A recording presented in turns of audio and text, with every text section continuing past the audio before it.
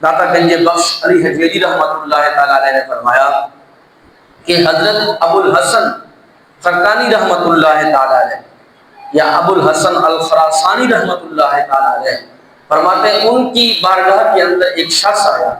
آپ کہیں سفر پہ جا رہے تھے، دادا صاحب نے کشف المعلوم میں دیکھا، آپ سفر پہ جا رہے ہیں، ایک شخص آیا، اس نے کہا کہ آپ ابو الحسن خراسانی ہیں؟ آپ نے فرمایا ہاں میں وہی شخص ہوں. کہا میں آپ کی صحبت کے اندر آپ کے ساتھ کچھ وقت گزارنا چاہتا ہوں.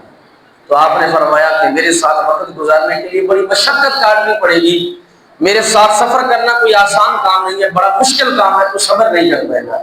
اس نے کہا حضرت میں دیار غیر سے آیا ہوں، دیار مغرب سے آیا ہوں، بہت دور سفر کر کے آپ کی مجلس، آپ کی صحبت کو اختیار کرنا چاہتا ہوں. تو آپ نے فرمایا ٹھیک ہے، صبر کرنا ہے اس میں. حضرت ابو الحسن خراسانی رحمۃ اللہ تعالی علیہ آپ چل پڑے، اس شخص کو ساتھ لیا. تو آپ نے فرمایا مجھے تجھ سے کفر کی بدبو آ رہی ہے. تو اس نے کہا ہاں میں عیسائی مذہب پر ہوں، میں عیسائی شخص ہوں اور میں مسلمان نہیں ہوں، مومن نہیں ہوں. تو آپ نے ان کو ساتھ لیا. چلتے چلتے جب بھوک نے بہت زیادہ ستایا، کئی دن گزر گئے، کھایا پیا کچھ نہیں ہے، تو اس شخص نے کہا حضرت اب میری بس ہو گئی، آپ اللہ کی بارگاہ کے اندر دعا کریں، جو آپ کو اللہ نے قرب عطا فرمایا ہے اس کی بنیاد پہ، اس کے وسیلے سے آپ دعا مانگے، اللہ جل شانہ میں کھانا عطا فرمائے. تو حضرت ابو الحسن خراسانی رحمۃ اللہ تعالی علیہ آپ سجدے کے اندر چلے گئے، اللہ کی بارگاہ کے اندر دعا کی، اللہ اس کافر کے سامنے مجھے ذلیل و رسوا نہ کرنا، تجھے تیری کریمی کا واسطہ ہے کہ اس کافر نے ایک مطالبہ کیا ہے، تو کھانا عطا فرما دے. حضرت ابو الخراسانی رحمۃ اللہ تعالی علیہ آپ نے جب سجدے سے سر اٹھایا تو کیا دیکھتے ہیں کہ آسمان سے ایک مطبخ اترتا ہے اور اس کے اندر 2 روٹی ہیں اور 2 پیالے شربتی ہیں. حضرت ابو الحسن خراسانی رحمۃ اللہ تعالی علیہ نے ایک پیالہ خود لیا اور ایک اس شخص کو دے دیا، ایک روٹی خود کھائی اور ایک روٹی اس شخص کو دے دی. تو سفر آگے جاری، پھر کچھ دن گزرے تو پھر بھوک نے ستایا اور بھوک اس قدر لگی تو پھر بے ہوشی کی کیفیت طاری ہو گئی. تو اب حضرت ابو الحسن خراسانی رحمۃ اللہ تعالی علیہ فرماتے ہیں کہ میں نے سوچا کہ کہیں ایسا نہ ہو کہ یہ شخص دوبارہ مجھ سے مطالبہ کر دے کہ اس طرح اللہ کی بارگاہ میں دعا کرے اور دوبارہ کھانے کا اور پانی کا مطالبہ کرے. تو روز روز تو اللہ کی طرف سے یہ نعمتیں نہیں ملا کرتی، ہو سکتا ہے کہ اللہ کی طرف سے یہ نعمت نہ ملے اور میں اس شخص کے سامنے ذلیل و رسوا نہ ہوں. تو آپ فرماتے ہیں کہ میں نے اس کے مطالبے سے پہلے میں نے اس کو کہا دیا تو بھی تو عیسائیوں کا پیر پادری ہے، تیرے اندر اگر کوئی دم خم ہے تو اللہ کی بارگاہ کے اندر دعا کر کے اللہ آج ہمیں روٹی اور پانی دے دے. تو حضرت ابو الحسن خراسانی رحمۃ اللہ تعالی علیہ فرماتے ہیں کہ اس نے سجدے کے اندر سر رکھا. میں سوچ رہا تھا کہ اس کو کیا ملے گا، جبکہ یہ تو مسلمان ہی نہیں ہے، اسلام ہی اس کے اندر نہیں ہے، یہ اس کے سجدے اس کو کیا فائدہ دے گا. کہتے ہیں کہ سجدے کے اندر سر رکھا، سر اٹھایا تو آسمان سے ایک مطبخ اترا اور اس کے اندر 4 شربت کے پیالے تھے اور اس کے اندر 4 روٹیاں موجود تھیں.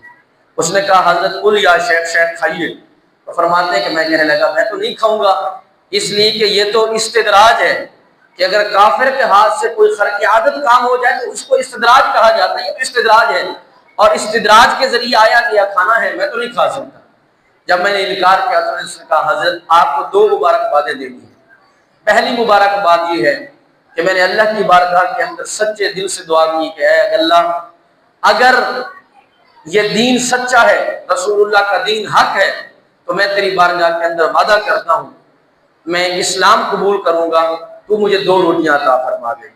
اور پھر میں نے یہ دعا کی تھی کہ اللہ اگر ابو الحسن خراسانی رحمۃ اللہ تعالی علیہ کا جو سفر ہے یہ سچ کا سفر ہے، حق کا سفر ہے، تو اللہ اس کے وسیلے سے 2 روٹیاں اور بھی عطا فرما دے. تو آپ نے فرمایا کہ حضرت آپ کو مبارکباد ہو، اللہ جل شانہ نے میری دعا کو قبول فرمائی ہے، آپ کو ولایت کی مبارکباد بھی ہو اور آپ مجھے کلمہ پڑھائیے، میں مسلمان بھی ہونا چاہتا ہوں. تو حضرت ابو الحسن خراسانی رحمۃ اللہ تعالی علیہ نے کھانا کھایا. تو یہاں داتا گنج بخش علی حجویری رحمۃ اللہ تعالی علیہ فرماتے دیکھو کہ ابو الحسن خراسانی جیسا پائے کا ولی، اللہ کا نیک بندہ بھی تذبذب کا شکار ہو گیا کہ ایک شخص کے ہاتھ سے خرق عادت کام ہو رہا ہے اور ہے وہ مذہب کا عیسائی اور اس کے دعا کی وجہ سے کھانا آ رہا ہے. تو فرماتے ہیں کہ جب اللہ کا اتنا بڑا ولی بھی تذبذب کا شکار ہو سکتے ہیں، ہم کس بات میں، ہم کس کھیت کی مولی، ہم کیسے لوگ ہیں کہ ہم کہیں کہ یہ جو ہے یہ ولی ہے. تو آپ نے فرمایا ولایت کے لیے کرامت کوئی ثبوت نہیں ہے، استدراج بھی ہو سکتا ہے. ہاں کرامت کا من حیث الکرامت انکار کرنا یہ کفر ہے. اس لیے کہ کرامت جو ہے یہ قرآن کریم سے ثابت ہے۔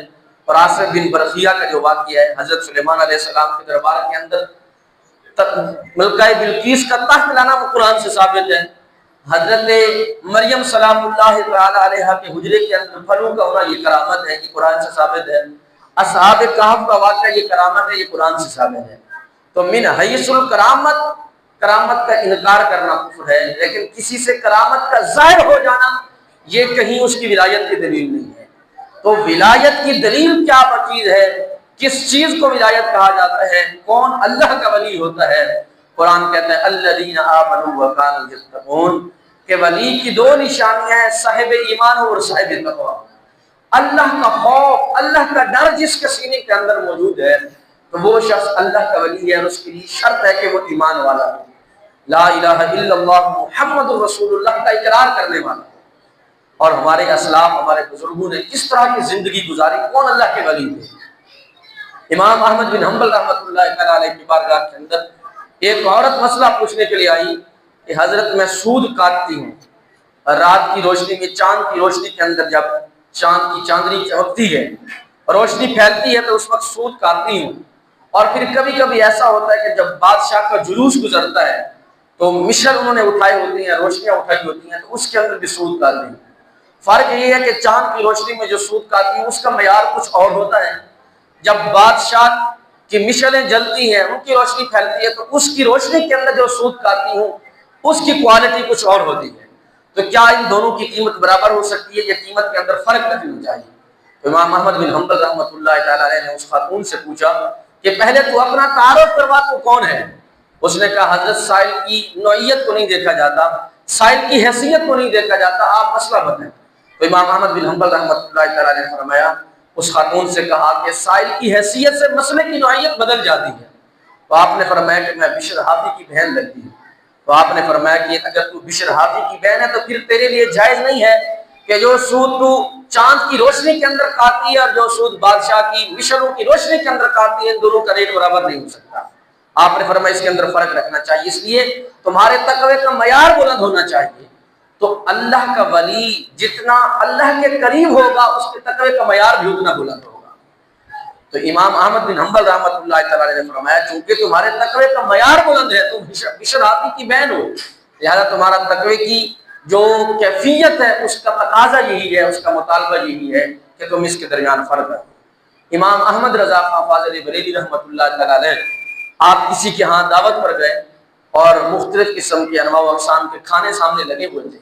امام احمد بن حنبل کھانا کھا رہے تھے، شوربے کے ساتھ روٹی کھا رہے تھے۔ اب شوربہ اس قدر لذیذ تھا، امام احمد رضا خان فاضل بریلوی رحمۃ اللہ تعالی علیہ آپ کے دل کے اندر خیال پیدا ہوا، آپ کا شوق پیدا ہوا کہ میں شوربے کو پی لوں۔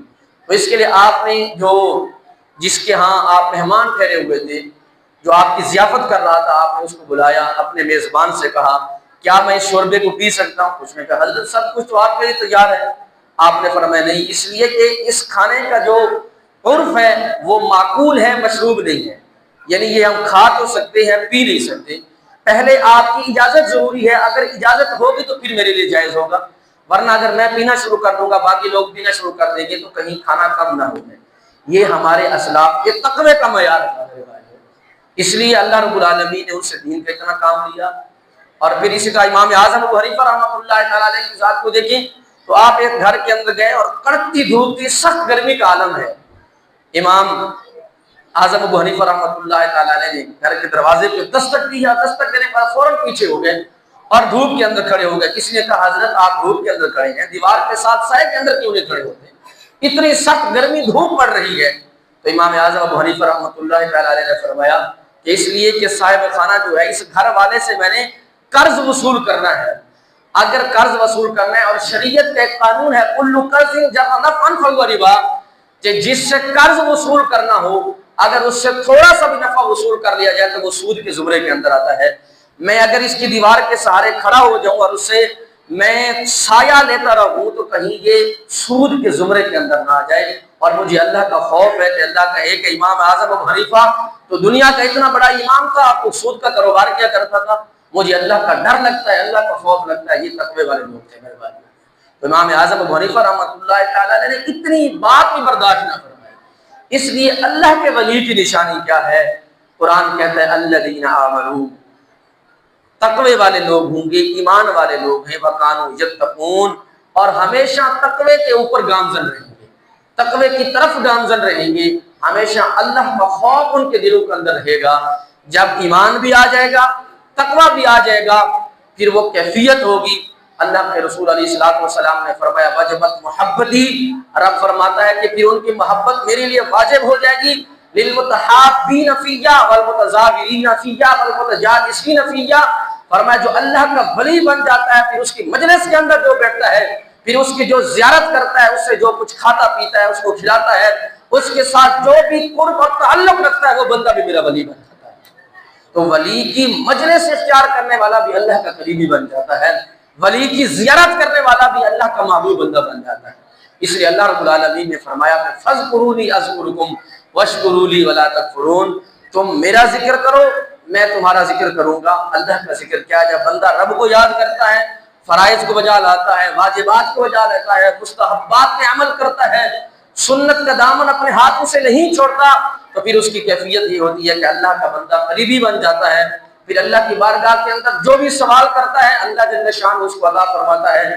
پھر اللہ لوگوں کے دلوں کے اندر اس کی محبت کو ڈال دیتا ہے، جب رب کی محبت واجب ہو جاتی ہے۔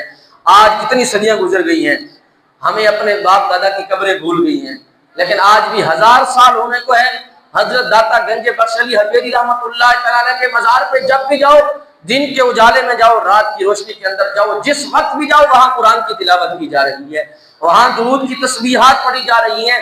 حضرت داتا گنج بخش علی حجویری رحمۃ اللہ تعالی کو 1000 سال ہونے کو ہے، آج بھی ان کے مرکز پرنور سے غربا کو لنگر تقسیم کیا جا رہا ہے، 2 وقت کھانا دیا جا رہا ہے۔ کیا بات ہے کہ اللہ جل شانہ فرماتا ہے من عامل صالحا من ذکر او انثى وهو مؤمن فلنحيينه حیاتا طیبہ، جس نے بھی نیک اعمال کیے، چاہے وہ مرد ہے چاہے وہ عورت ہے، ہم اس کو صاف ستھری پاکیزہ زندگی عطا فرما دیتے ہیں۔ داتا گنج بخش علی حجویری ہوں، خواجہ معین الدین چشتی اجمیری ہوں، بابا فرید رحمۃ اللہ تعالی ہوں، یہ جتنے بھی اللہ کے ولی نیک بندے گزرے ہیں، ساری زندگی انہوں نے اپنے آپ کو یاد الہیہ کے اندر مستغرق رکھا، اور اللہ جل شانہ نے ان کو وہ زندگی عطا فرما دی کہ 1000 سال گزرنے کو ہے، آج بھی ان کے مزار پہ ہر وقت قرآن کی تلاوت جاری ہے ساری، آج بھی ان کے مزارات قرآن پہ اللہ کی یادوں کے دیے جل رہے ہیں۔ تو یہ ہے حقیقی اولیاء، اور اولیاء کے وارث جو ہوتے ہیں وہ بھی تقوی والے ہوتے ہیں۔ آج بہت سارے مزارات جو ہیں، ان کے جو گدی نشین ہیں، ان کے جو ورثاء ہیں، وہ دنیا دار بن گئے، وہ نمازیں قائم نہیں کرتے، وہ قرآن اور جو اسلام کا نظام ہے اس کو قائم نہیں کرتے، کہتے ہیں کہ ہم اولیاء کے وارث ہیں۔ یہ کبھی بھی اولیاء کے وارث نہیں ہے۔ علامہ اقبال رحمۃ اللہ تعالی علیہ، آپ کے پاس ایک پیر صاحب ہے اور آپ کی مجلس کے اندر بیٹھے ہوئے تھے، تو پیر کا نام سن کر ایک مرید بھی آ گیا، اور آ کر علامہ اقبال کے پاس وہ پیر صاحب بیٹھے تھے، ان کی بارگاہ کے اندر گزارش کی کہ حضرت میں مقروض ہوں، میں نے 100 روپیہ کسی کا ادھار دیا تھا، وہ واپس کرنا ہے، قرضہ دینا ہے، اور آپ میرے لیے دعا کریں کہ اللہ جل شانہ مجھے اس قرض سے چھٹکارا عطا فرما دے، میں قرضہ واپس کر دوں۔ جب وہ جانے لگا تو اس نے 10 روپے پیر صاحب کو نذرانہ دیا، اور پیر صاحب نے نذرانہ وصول کر لیا۔ تو علامہ اقبال رحمۃ اللہ تعالی علیہ نے فرمایا آپ کی ہنسی نکل گئی، آپ ہنسنے لگے، تو اس پیر صاحب نے پوچھا کہ حضرت آپ ہنس کیوں رہے؟ تو آپ نے فرمایا کہ میں دیکھ رہا ہوں کہ جب یہ تمہارا مرید تمہارے پاس آیا تھا تو 100 روپے کا مقروض تھا، جب واپس جا رہا ہے تو 110 روپے کا مقروض بن کر جا رہا ہے۔ تو ولایت یہ نہیں ہے۔ پھر آپ نے کہا زاغوں کے تصرف میں ہے عقابوں کے نشان، یعنی آج کے دور کے اندر جو گدی نشین ہیں یہ حقیقی اولیاء کے وارث نہیں ہیں۔ اولیاء کے وارث وہ ہیں جو تقوی والے لوگ ہیں، جو ایمان والے لوگ ہیں، جو خوف خدا رکھنے والے لوگ ہیں۔ ان کی نظر تو ہر وقت مریدوں کی نذرانے پہ رہتی ہے، مریدوں کی جیبوں پہ رہتی ہے، یہ اللہ کے ولی نہیں ہے۔ اور کسی اللہ کے ولی نے پہلے ہی کہہ دیا تھا کہ ہر ولی کا بیٹا ولی نہیں ہو سکتا۔ ولایت کے لیے کیا چیز ضروری ہے؟ ایک تو ایمان ضروری ہے، اور دوسرا خوف خدا ضروری ہے۔ تو آج بھی اللہ کے ولی کبھی بھی ختم نہیں ہو سکتے۔ جب روئے زمین پہ اللہ کے ولی ختم ہو جائیں گے تو سمجھو قیامت برپا ہو جائے گی۔ تو ضروری ہے کہ ہم اللہ کی ان اولیاء کو تلاش کریں۔ جب ہم دیکھتے ہیں کہ مارکیٹ کے اندر کھانا کہاں سے اچھا ملتا ہے، گھی کہاں سے اچھا ملتا ہے، چینی کہاں سے اچھی ملتی ہے، ہر چیز کو ہم ڈھونڈتے ہیں، تو ہمیں ڈھونڈنا چاہیے کہ اللہ کے ولی کہاں سے ملتے ہیں، نیک بندے کہاں پہ موجود ہیں، خوف خدا رکھنے والے کہاں پہ ہیں۔ جب ان لوگوں کی مجالس کے اندر بیٹھیں گے، ان کی صحبت کے اندر بیٹھیں گے، اولیاء کی نشانی ایک یہ بھی ہے کہ جب ان کو دیکھو اذا ذکر اللہ کی یاد پیدا ہوگی، ولی کی مجلس کے اندر بیٹھنے کی وجہ سے خوف خدا دل کے اندر رہے گا، اللہ اور اس کے رسول کی محبت پیدا ہوگی، دنیا کی بے رغبتی ختم ہو جائے گی، دنیا سے بے رغبتی پیدا ہو جائے گی، دنیا کی محبت، لالچ، ہرس، طمع دل سے نکل جائے گا، اور ہمیشہ اس دل کے اندر یاد الہیہ قائم ہوگی، اللہ کی محبت پیدا ہو جائے گی۔ جب ولی کی مجلس کو اختیار کریں گے، صحبت کو اختیار کریں گے، تو ولی کی مجلس کے اندر بیٹھنے والا بھی اللہ کا ولی بن جاتا ہے۔ دعا ہے اللہ کریم ہم سب کو نیک لوگوں کو پہچاننے کی توفیق عطا فرمائے اور ان کی صحبت و مجلس کو اختیار کرنے کی توفیق عطا فرمائے۔ وما علیہ